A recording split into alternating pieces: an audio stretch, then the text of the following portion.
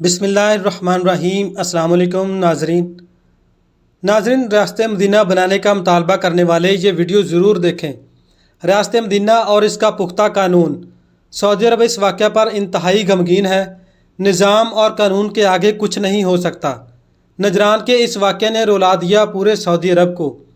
سعودی عرب نجران میں آنے والا واقعہ ایک 26 سالہ قاتل کی رہائی کے لیے 700 کروڑ روپے اور بہت زیادہ سونا لایا گیا تھا، لیکن قانون کے آگے سب بے بس ہو گئے۔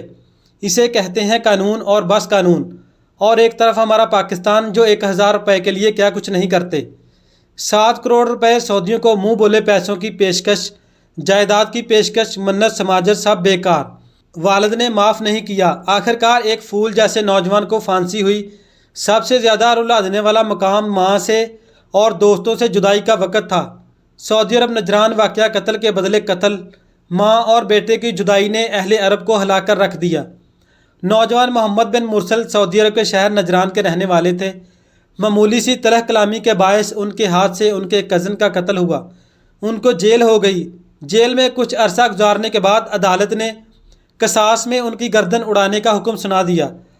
البتہ شرعی طور پر مقتول کے ورثاء کے پاس دیت لینے یا فی سبیل اللہ معاف کرنے کا اختیار بھی تھا۔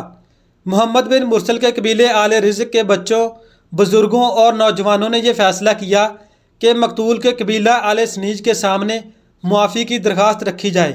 وہ چاہیں تو دیت لیں، وہ چاہیں تو معاف کر دیں۔ اور یہ درخواست رکھنے کا اتنا انداز منفرد تھا، یہ اتنی عاجزی اور فریاد لیے تھا کہ پورے عرب میڈیا کا یہ موضوع بن گیا۔ سعودی عرب میں قانون سب کے لیے یکساں ہے، وہاں پر امیر اور غریب کا فرق نہیں۔ حالانکہ اس معاملے میں شاہی خاندان کے کچھ بااثر افراد نے بھی معافی کی درخواست کی، مگر مقتول کے ورثاء نے صاف انکار کر دیا۔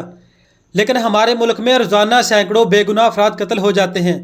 ایک طرف اپنے غم کا، دوسری جانب عدالتوں کے چکر کاٹنے پر ورثاء ذلیل و خوار ہو جاتے ہیں، مگر انہیں سالوں سال انصاف نہیں ملتا۔ کچھ لوگ مجبوراً صلح کر لیتے ہیں اور کچھ اپنے بزور بازو اپنا بدلہ لیتے ہیں۔